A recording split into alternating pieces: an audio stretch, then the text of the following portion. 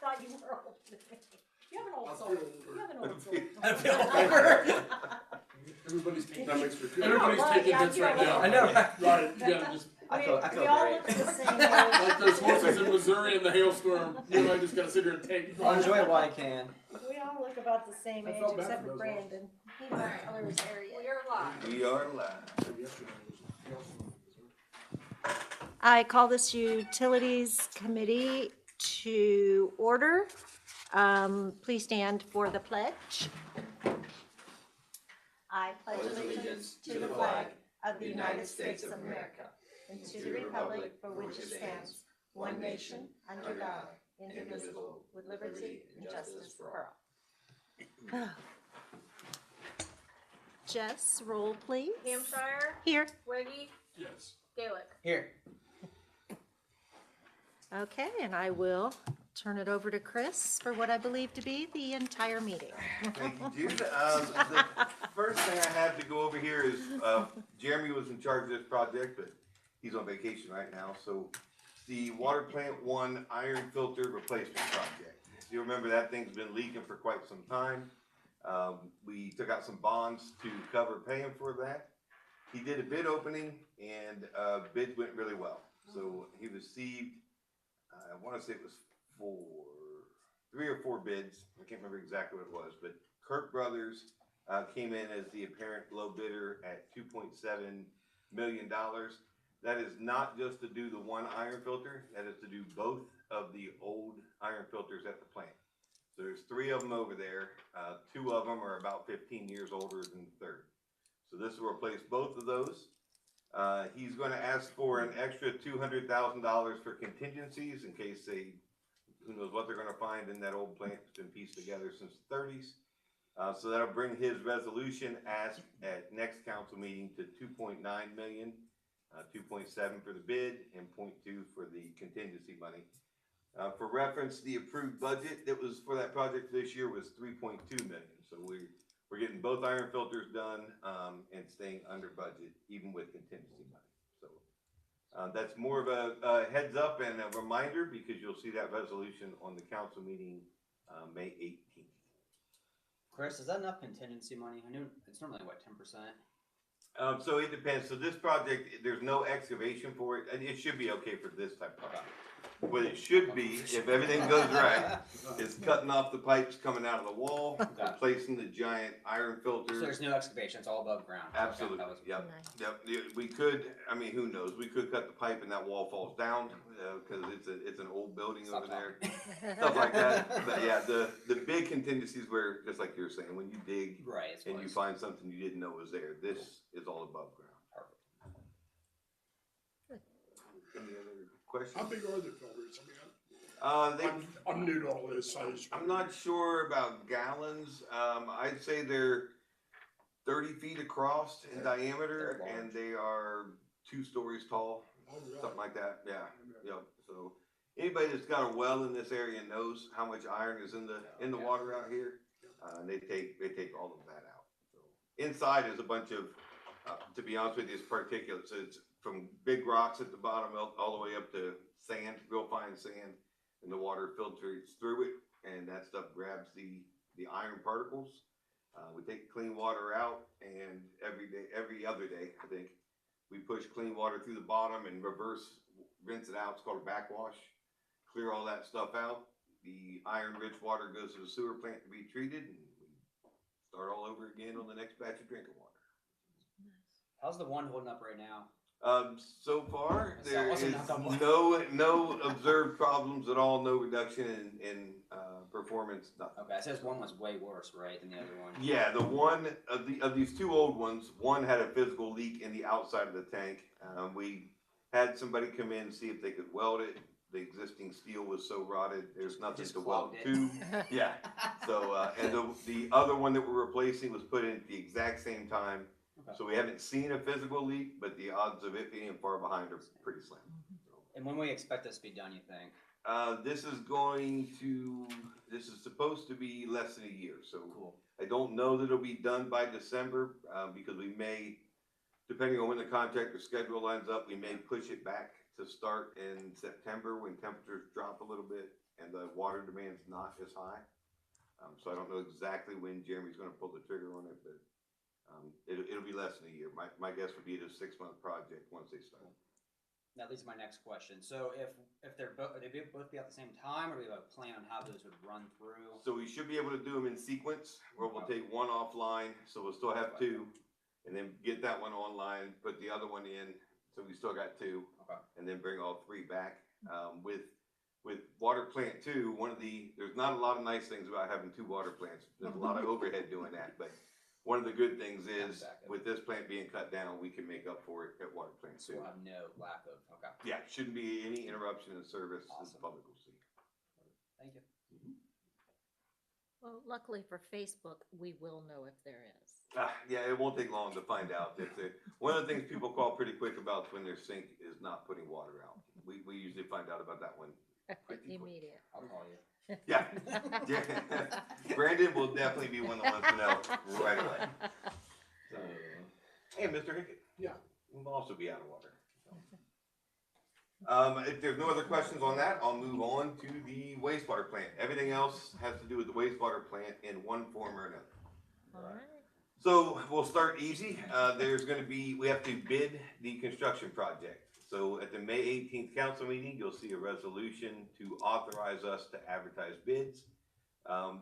Usually we bid things for a month, leave them out there, and then open the bids up. Because this project is so complex and will require so many specialized subcontractors, we're going to run the bids from June 14th all the way to August 3rd. That gives the contractors plenty of time to have a really good bid to present to us. If you rush a contractor, they're going to assume the worst, and our bids will suffer for it. So the cost of the whole project will go up if they don't have time to dot their I's and cross their T's.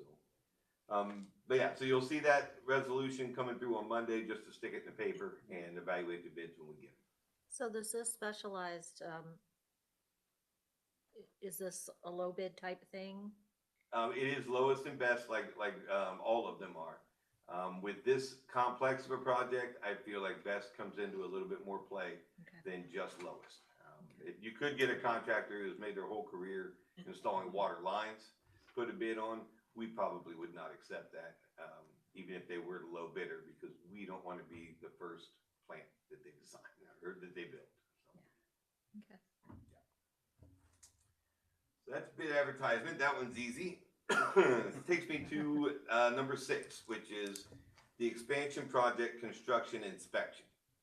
Now this project is very expensive, and as such, so is the construction inspection aspect of it. So was the design, so is everything that has to do with this project. The construction inspection cost estimate was high enough that it definitely required we go through the RFP process. So we advertised for that. We got 4 firms that submitted for the RFP process. 2 of them had minimal to no experience in plants at all, so they were eliminated immediately. The other 2 was Strand and Accenture. Both of them have experience in plants. Both of them would be able to do the job. Accenture came in as the low bidder at 1.26 million, while Strand, we had to calculate out to be the same amount of hours that we wanted, because they assumed that we'd have some part-time inspection in there when we want full-time. So theirs was 1.26, Strand's is 1.6. So we did the interview with both companies. We called their references and whatnot. Both companies interviewed well. The big difference for the staff that scored the RFP and is put together the proposal that we're talking about tonight was that Strand is familiar with every aspect of the project. Now, you don't have to have the design firm do inspection. A lot of times, especially if it's something simple like a water line install, I'll use the inspection as a chance to get to know a new firm, because it's something simple that we could inspect in-house if we had people to do it. So it's a good chance to try somebody out. It also gives you a second set of eyes looking at the plans, which is also a benefit to it. One of the complex nature of this project, of the plant itself, the numerous manufacturers that all have their own installation specifications you have to follow, the numerous disciplines between concrete, we've got road work, we've got plumbing, electrical, SCADA, just about every aspect that you could think of. Structural buildings, all the way down to the tile guy putting in the tile in Mary Ann's new office, all that stuff is specialized and specific. So I brought down here so that you can have an idea. This is the spec book for the project that the inspector needs to know for every day that they're out there working. Anything that's going to happen is covered in here. It does include our different manufacturers' requirements and absolutely everything to it. This is printed front and back. It's 223 pages. That is the design set of plans. So for reference, when we did Jefferson Street's waterline project, it was about 18 pages long. So this is 223. With all of that complex stuff comes the possibility of running across an issue when you're actually building it. The inspector needing to be able to say, stop, that's not the way the design says to do it, and get a hold of the design team and find some kind of a workaround if needed, or to verify how they're going to install the thing. Either one of these two companies can do it, but whoever is the inspector has to contact Strand.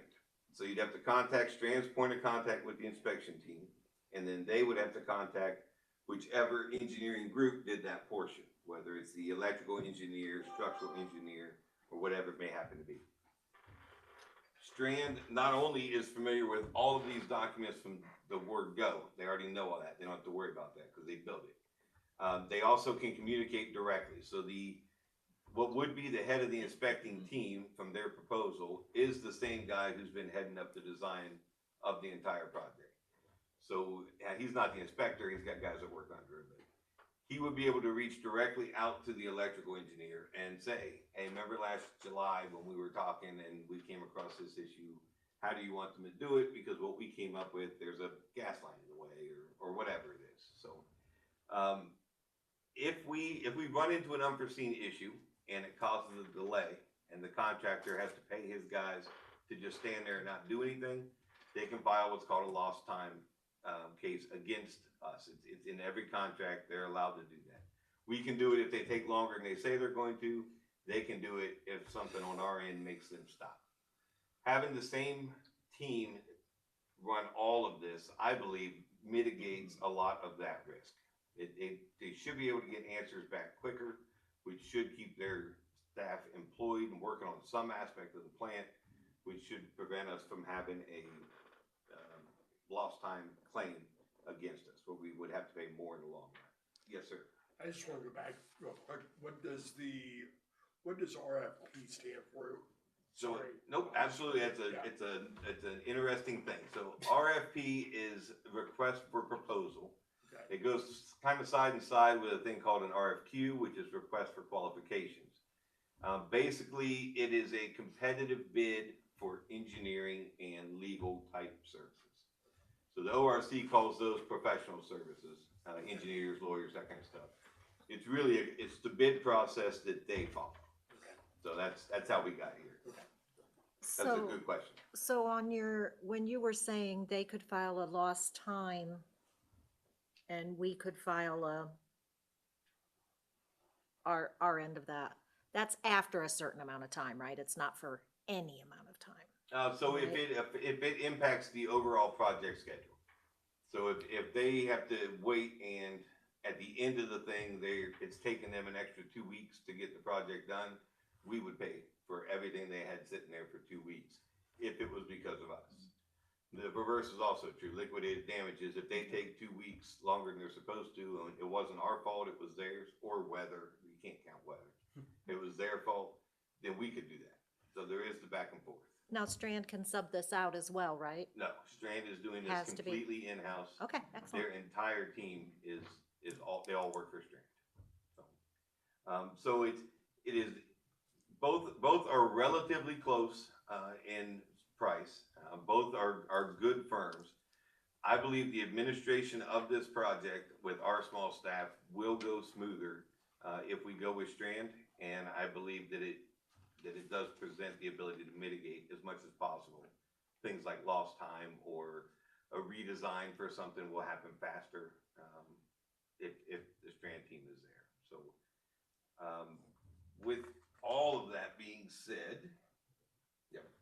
So, unless there is objection from the utility committee, and if the utility committee supports this idea, that would be great as well, but our plan is to present a resolution at the May 18th meeting to move forward with Strand doing the construction inspection services. The other thing to note about that dollar amount is that has been included in my $43 million that we've been talking about the whole time.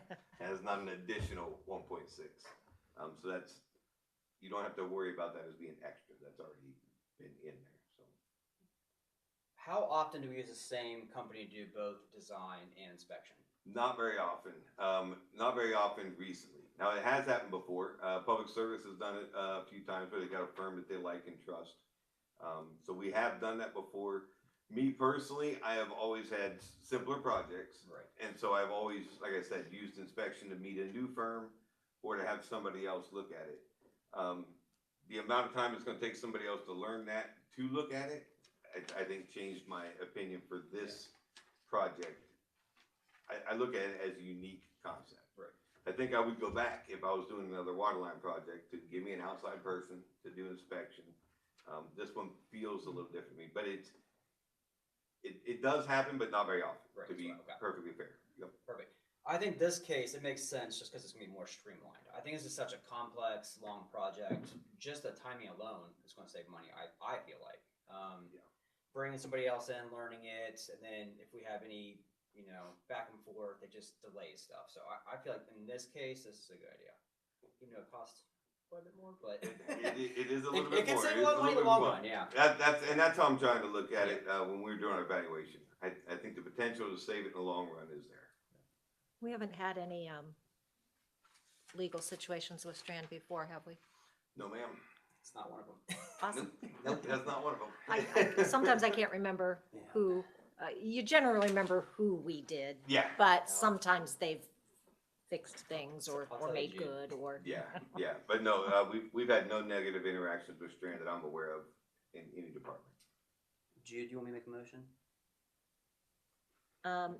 We'd be making a motion to put it before council, I right? think the phrasing we've been using lately is Recommend. a motion to recommend approval or something like that. Yeah. I'll entertain. I'll make a motion to recommend Strand to perform the water reclamation facility expansion project, the construction inspection services. I second it. Hampshire, Yes. Waggy, Yes. Gaelic. Yes.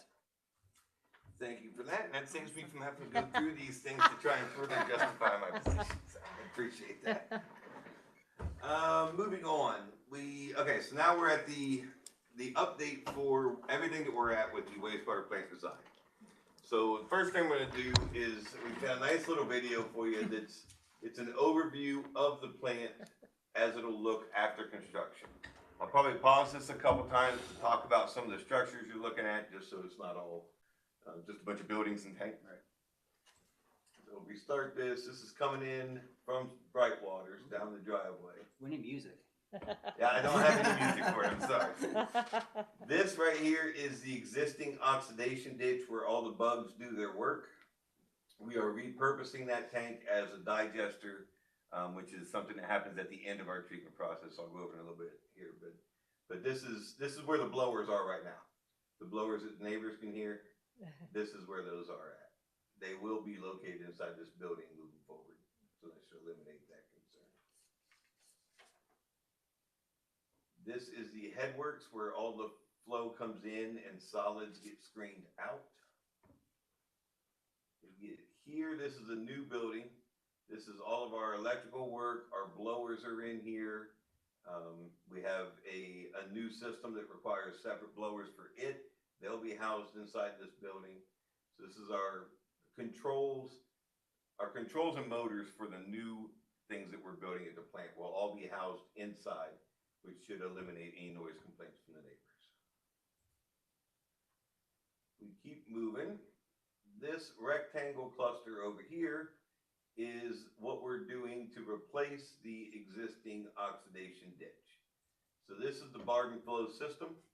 These 4 squares create an environment of low oxygen. The bugs that eat phosphorus love low oxygen.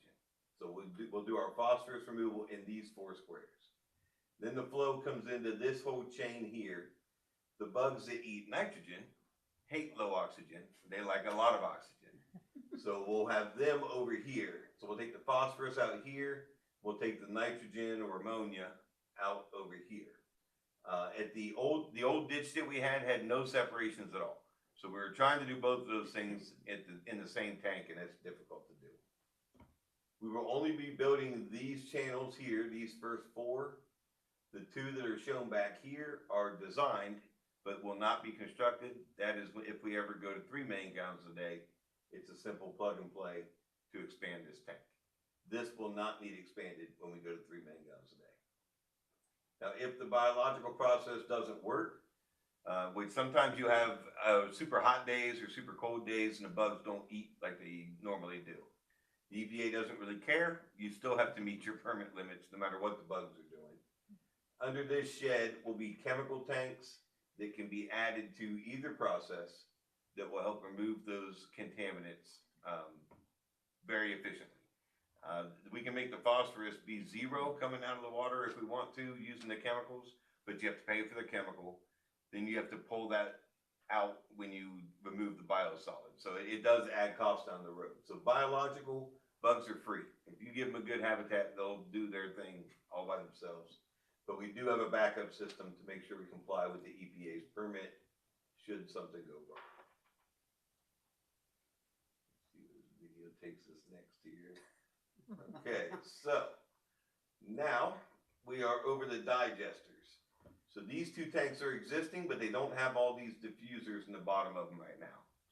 When we get to the digester system, which is also what that first oxidation, the big round tank when you first go into plant, is going to become.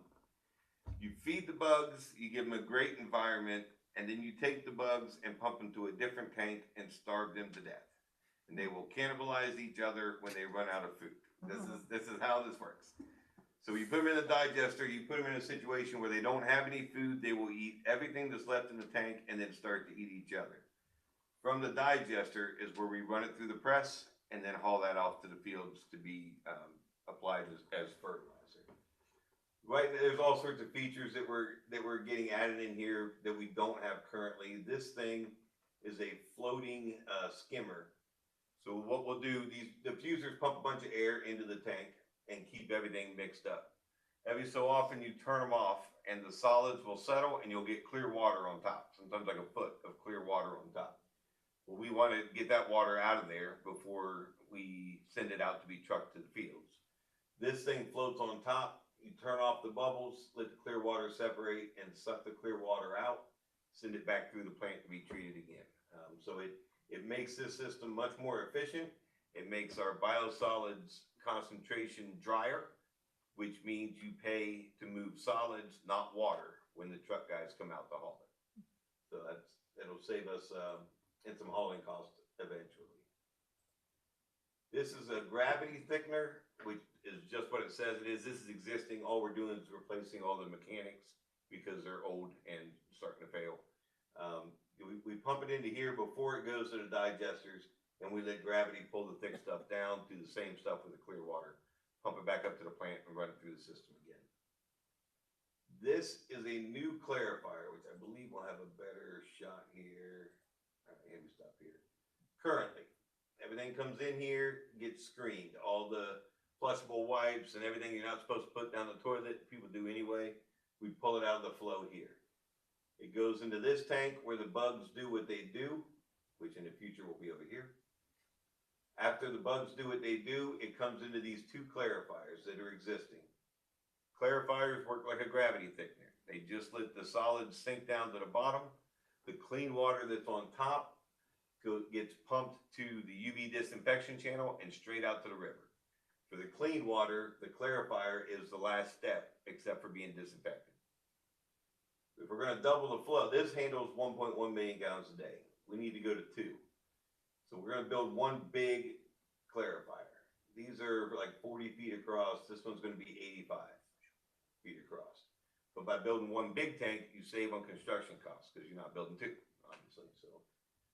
So we will still have everything leaving the new bug house will come into these three clarifiers in equal flows, proportionate flows, and operate the exact same way they do now. Move forward a little bit. Here is where our belt press stays. So when we get the bugs to eat everything possible in there, to dewater it, we pump it through pipes underground into here, and the press squishes all the water out of the biosolids that we can get.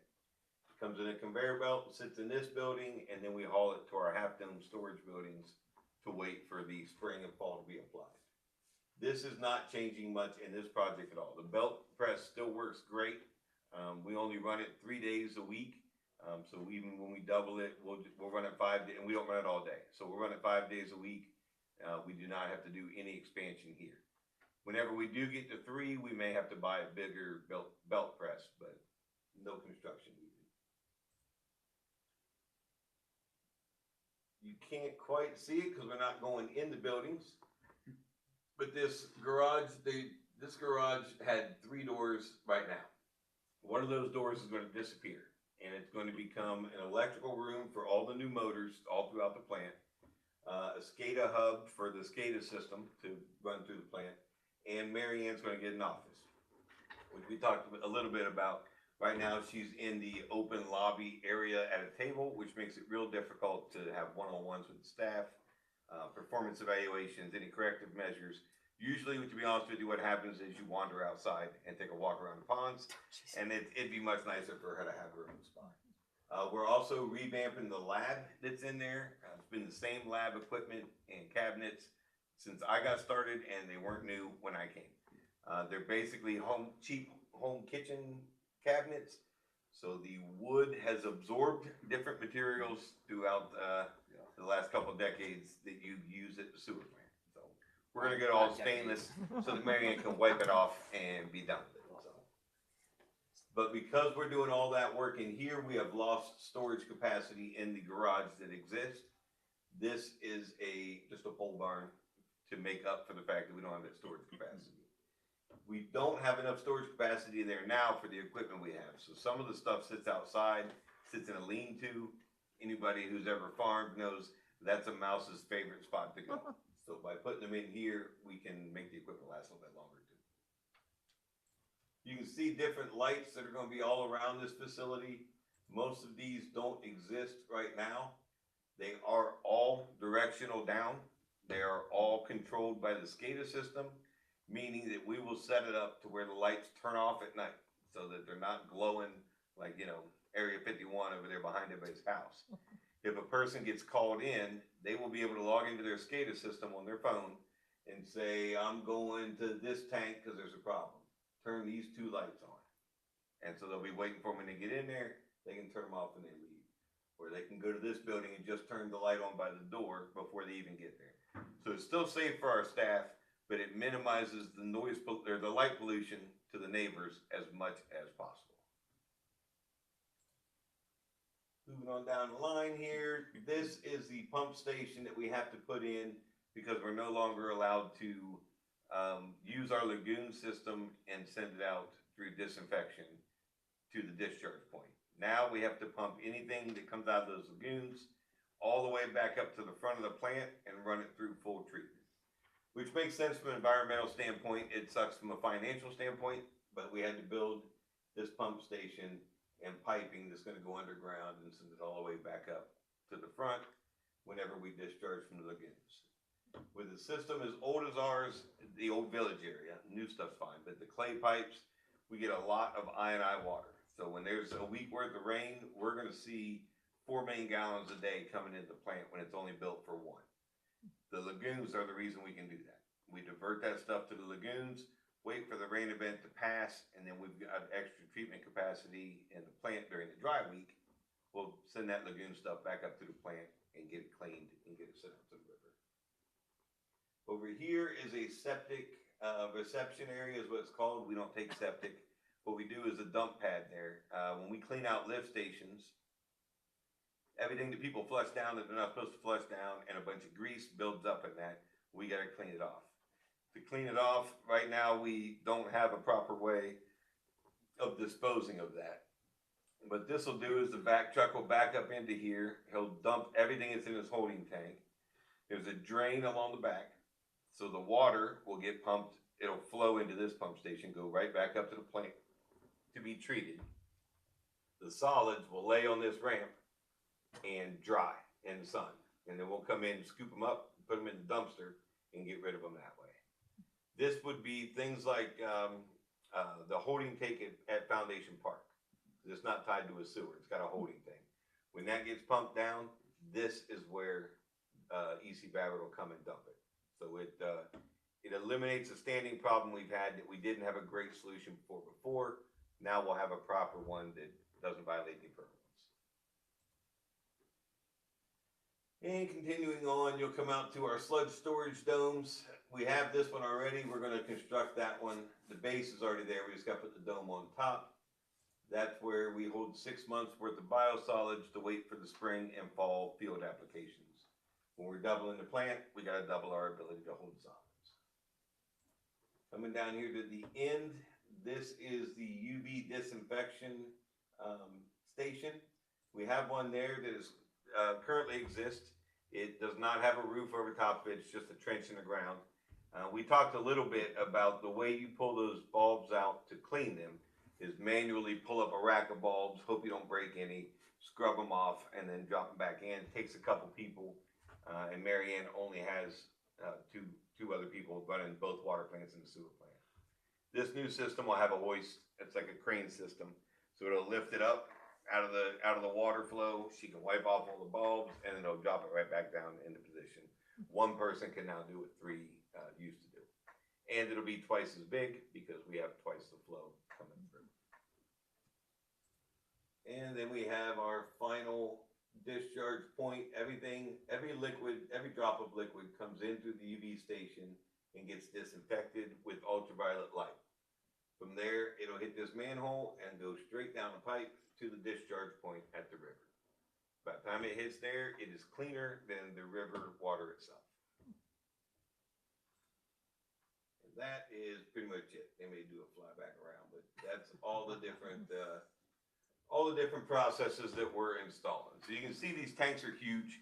They're complex, technically advanced, but what it does is allows for the city to receive, if you think about it, 2 million gallons every day of raw sewage and turn it into river water that's cleaner than the river itself and produce some biosolids fertilizer for beneficial use in the farm. So it's expensive, but what it does is pretty impressive. And it'll do that every day of the year for the next 50 years.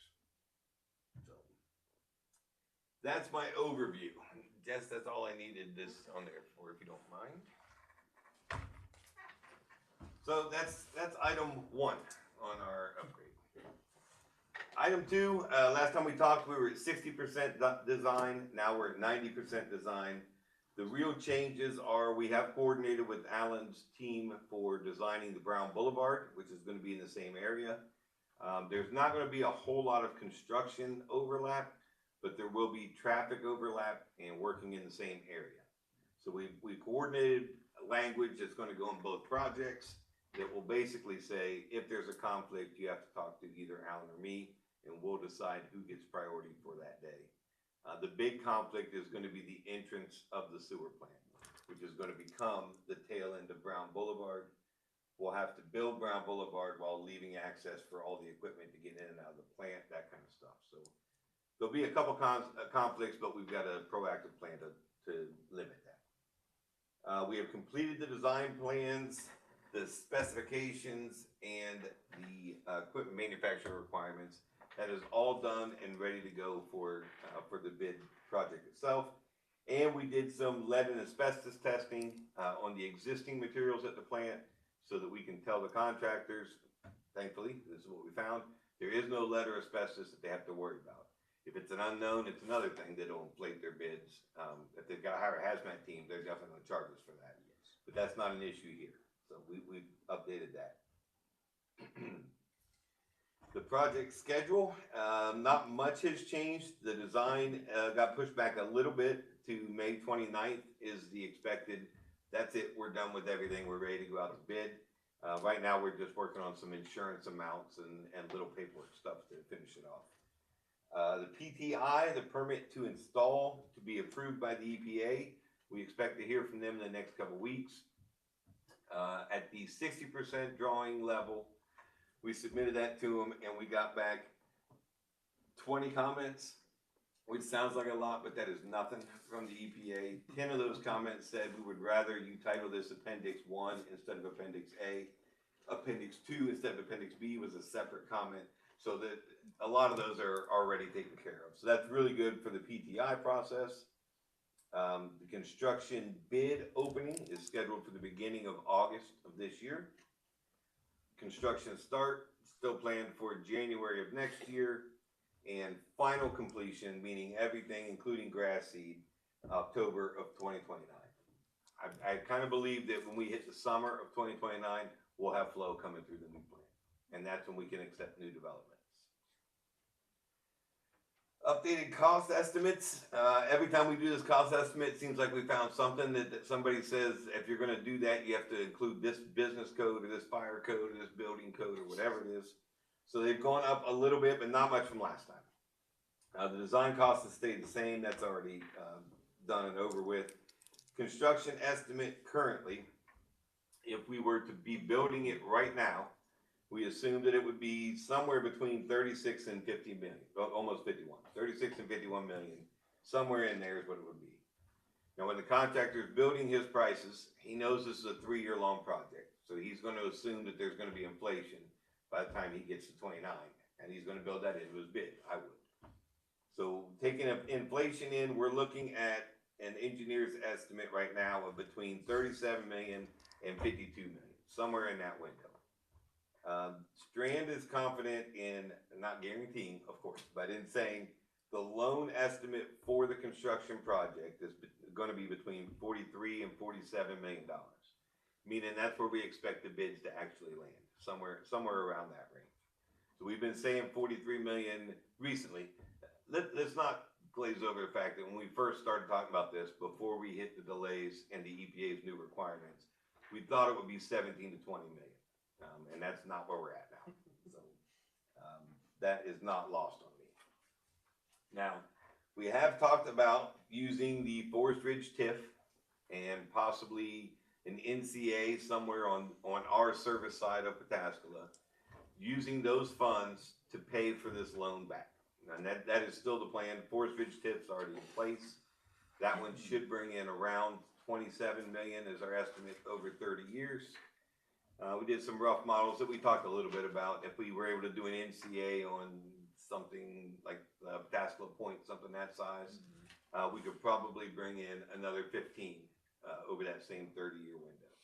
So at that point, we're pretty close to paying off the whole thing. And then you could always look at other things. We don't try not to do a lot of TIFs because it's received negatively by the fire department. But recently, the development committee has come up with that 30% of what you would have got is better than nothing.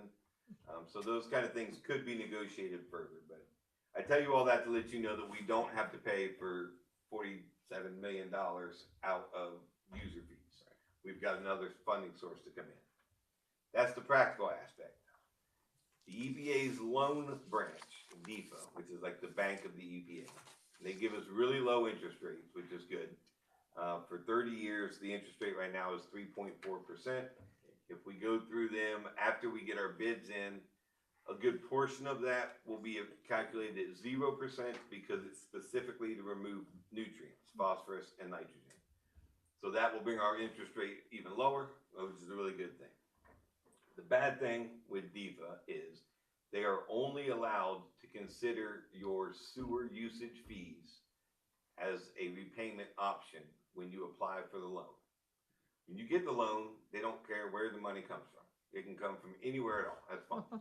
But when you're applying for it, you're not allowed to say, I have a TIF that's going to generate this much money. You have to say my user fees can pay for it. So that ruined my weekend. So over the weekend, I spent some time looking at a 30-year forecast for a loan application we just completed, which was the design loan for this project. That was in 2023. Worked with Jamie, we built a 30-year forecast out for that, and at the time showed we'd have no problem paying a $200,000 design loan. Well, now that's $2.5 million a year that has to be paid for this. So I went back through and ran the numbers again.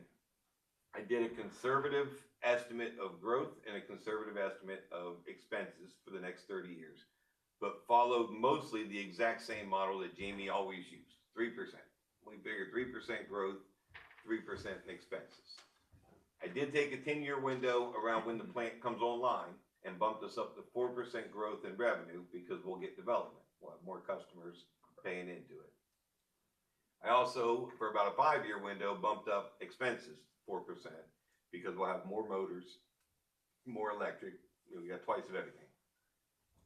When I did all that and calculated, now I need to verify all this with Jennifer. So this is very raw. I wanted to point that out. But when I go through and use the surplus that the sewer funds have now, 651 and 652, we've got about 6.3 million sitting there that we can use for anything, any projects that come up. When I calculate in 30 years of revenues and expenses, add in the existing debt payment that we already have, which runs off in 2037, and added the payments for this 30-year project, at the end, our cumulative surplus is $26 million after we pay all this off. There are about 10 years that the annual surplus is in the negative. So we've got 6 million sitting here, and as we chip away from it, there's about a decade where we will be pulling out of our surplus to keep covering all of this. Right. After that, because of the growth and the revenue, we're okay again, and we build our surplus back up to 26 million, if nothing else ever breaks, for the next 30 years. So I believe that with our existing sewer fees, I can show that the city can pay for this loan using only their sewer fees because of our carryovers being as significant as they are. I believe that's the case. I'm going to send this off to the EPA before we apply and see what their opinion is, which they've offered to give me an opinion on that. The worst case scenario that I see is if they say anything, if they say your annual surplus drops to negative some of these years, even though you guys have money, you'd be running at an, how do I want to say it, an operational deficit for a couple of years. We don't think we can give you this loan without a rate increase. That would come in the form of legislation from council, and I would word it in a way that says, should the sewer funds not be able to pay their debt service, these 4 rate increase numbers would kick in starting the first year that we couldn't use the fund to pay for it. So it would be an ordinance, and I've got to talk with Brian. All this is fresh. I got to talk with Brian to find out how we could word an ordinance that we're not going to enact unless something happens. Then we could submit that through. With that, the EPA will approve this loan. All they want is that your rates will cover it. Just to get us approved, not that we can't pay That it, because is- we know we can't. That is the thing to remember. We aren't going to spend $2.5 million out of the sewer funds to pay this loan back. We're going to use our TIF funds and any additional NCAs that we get on this side, any other funding source we can, would actually make the payments back. So none of this should actually take place. But you have to show it on paper, pretending you don't have any additional funding sources, and you can do it all by yourself. And the reason for that is, if you default on a payment, the ORC only gives them the authority to force you to raise your rates, whatever you need, to cover the loan payment. So because that's the only thing they're allowed to have teeth in, that's the only thing they're allowed to evaluate when you apply. Once you get the loan, like I said, they don't care where the money comes from. It could come from Mr. Hickens' personal account if he had it. But that's kind of the thing that we're in. But I didn't want to. I'm getting ready to leave for a couple weeks, and I didn't want to come back and be like, I've got an ordinance that's weirder than anything you've ever seen before. What do you guys think? I wanted to plant the seed that could be something that I have to work with Brian to figure out. It's Should the kind of like, EPA see that? kind of like getting a house loan. They only take part of your income Yes, to do it. I mean, it's almost exactly like that. it definitely, they're just a bank. Yeah. I mean, it's the EPA, but they are the EPA's bank for loaning this money out. So that's a great analogy. Yeah. So you know, if we just word it how you would word that, I mean, it's just real estate Yeah, numbers, and Yeah. because to qualify for a house, they want you to make like 10 times what it's going to cost you for that house, right. just to be sure. That's all Yeah. they're doing. Twice Yeah. as much, Jude. Yeah. You know how I don't realtors feel are. it that way, You gotta Brandon. watch I feel it that realtors. Man. Chris, I have like 50 questions. I'm here for all 50 of them. I'll just do a couple right now.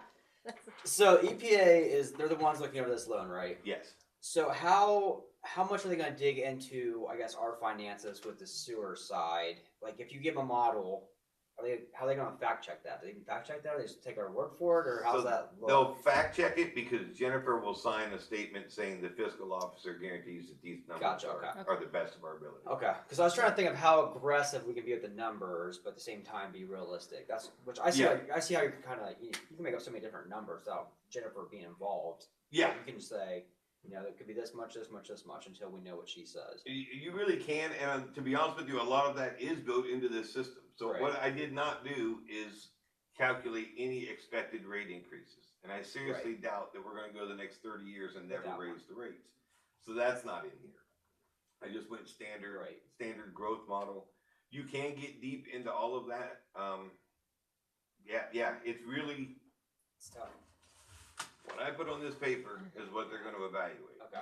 The fact that Jennifer is signing off as a That's fiscal okay. officer is what gives it the validity to say he's not just pulling numbers out of the Right. air. I think the hard part is once this is up and running, the amount of growth that comes in. I mean, I could see a huge spike with just that over the few years that happened, which you kind of mentioned. But Yeah, I mean, that number but it could be way bigger That than what number I. could be huge. it yeah, which really is what we're could. expecting, but like you said, we just have no idea. It's all Yeah. forecasting. I mean, 30-year forecast It's pretty big. that's unreal. It is but- pretty big. So I mean, I think if I submit this, verify with Jennifer, obviously, and then Right. submit this and say, this is our plan.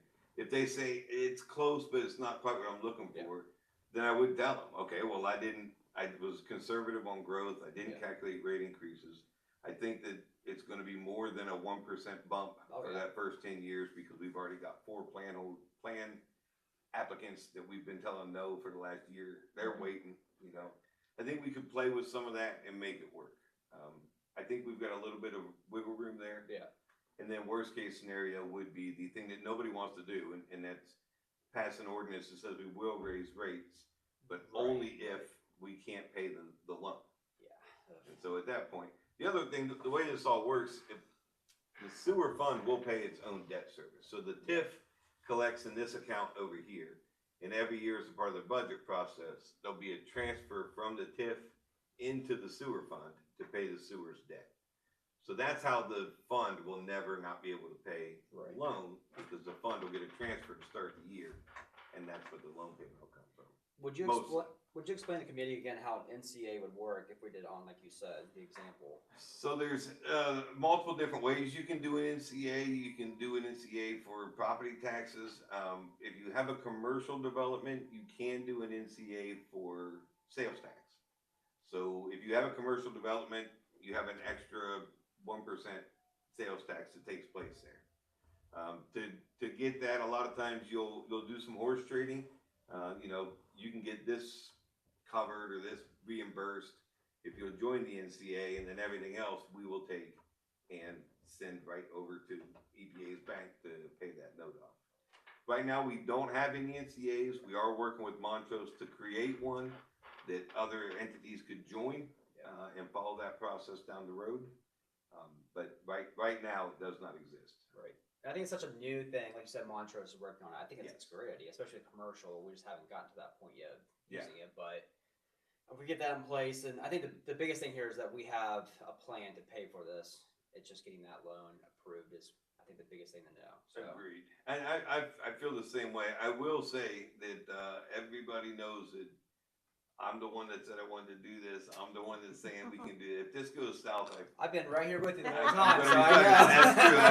I got you two here on the I end. had a year off. Been here the I whole had time. 1 year off. Jude had a small I had break. 1 year off. Yeah, she had, yeah. But yeah, I take that very seriously. It's Yeah. just huge numbers, and Yeah. at no point do I want this Right. to be the reason that a rate increases. And I think Right. we've all worked really hard to find other ways to fund it. Yep. When we put the application together, they won't let us consider any of that. They'll gladly take the money from it, Oh, yeah. but they won't let us tell them that's where it's coming from. Yeah, but I'll agree. That's the last case scenario for me too. If we had to do that, but I mean, Yeah. I think this is huge. I mean, for the growth we have, I mean, we can't have any more growth if we don't. No, add this. sir. There's Yeah. nothing else we can add until Yeah. 2029 right now. So Currently, we have about 7 residential units worth of sewer capacity. There are a couple small commercial developments that are trying to move forward. Any of those makes it through, and there goes your 7, and we are completely done. right. No one-off houses. No, I found a nice lot of land in Beechwood, well, Beechwood's water only, but found a nice lot of land, I don't know, somewhere down 310 or Yeah. whatever. Yeah. Sorry, you can't build it here. You have to go somewhere else. This currently takes though what we have in the works though, like all the houses that haven't been built. We're already We've already accommodated for Scenic View, Forest Ridge, Pasco Point got their PTI in. Yeah, everything that's already been approved is wrapped into our bubble already. This is just anything outside of that. I mean, you think about, it, we can take 7 houses, and that's it. So after that, no business, no residential, industry's not really for this side of town anyway, we could do that. right. So, I mean, one good flood. That's yeah, for sure. yeah, yeah. So it is big, it is needed, but it is expensive. Oh, yeah. There's no doubt about that. Yeah. So, that, I'm not really asking for any action with that. I'm No. just kind of, trying to keep you guys up to speed as much as possible. Because the application is due in September. So when I get back in June, this would be an ordinance. We do have to do a rate increase in the event that the fund, whatever our delayed trigger language would be. We've got to read it 3 times to get there. So there's not a lot of time after I get back, and I did not want to come back and try and drop that concept on you 3 out of the blue. So that's really what that was all for. That's a ton of talking. It's a lot of stuff to digest. I am more than happy to give whatever part of the report you want when we hit Monday the 18th. And if you think about stuff over the course of the next week or 2 or whatever, you all have my phone number. Give me a ring and I'll go into more detail with anything. So I rarely miss council meetings, although this year I'm tearing it up. I will not be here on the 18th. Sounds like I will give the. Brandon, give can the you report. take the lead on it when the mayor asks for reports and Chris, then you take hand the it lead over on to that? Chris? I've got it. No Other- problem. I'll chime in a little bit. Yeah. Yeah, you just Yeah. you give me the look. We won't put you on the spot on this one, but we'll catch you. Yeah, you ready? You ready to Maybe go? July. I'll let you take this home Right. if you want. Yeah. You know what all the letters stand for now, though, right? There's a bunch of acronyms. Yeah, I've got no problem doing that. Good. No problem. And, it really actually doesn't need to be a line by line, whatever, just to, I often just say, we covered a lot of stuff Yeah. and we're trying to catch up on that and we're, Yeah. that's an okay report to give. Yeah. Yep, no, I probably won't give them everything we talked about, because I don't think anybody wants to sit there for an hour. Yeah. Definitely won't get to So, show them yeah, the video, just, they miss out on the cool video, but, Yeah, there's a lot of numbers. There's ways to meet those numbers and fingers crossed. yeah, it's- St. Jude medal in your hand for the application, and that's how it goes I sometimes. think I can handle that. Okay, well, excellent presentation. Thank you. Do we have any other items to cover? I have nothing in the other I hope not. Well, with that then, and we're all still smiling, I will entertain a motion to adjourn. So moved. A second. Leggy, Yes. Gaelic, Yes. Hampshire. Yes. Meeting adjourned. Thank you all. Thank you, Chris. Yeah, Chris. That is a lot of money though. So it'll be, when do you actually? Last day's 20. Oh, I didn't know he, Turn it off. That's what I did. That to me was like 20th. It's all good. It's all good. And then we'll have